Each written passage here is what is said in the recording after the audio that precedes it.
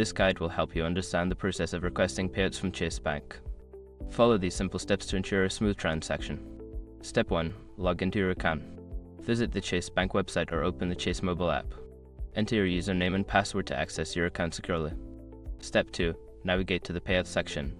Once logged in, look for the Payments or Transfers tab in the main menu. Click on it to find the option for requesting payouts. Step 3. Select the payout method. Before filing a refund or dispute, use the SR.com link in the description to open the refund dispute deadline calculator and confirm your deadline. Step 4. Enter payout details.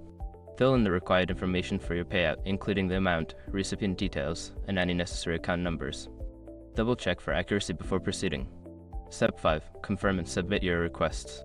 Review all the details of your payout request. If everything looks correct, click on the Submit button to finalize your request. You should receive a confirmation notification shortly after. By following these steps, you can easily request payouts from Chase Bank. If you have any questions or need further assistance, consider reaching out to Chase Customer Service for support.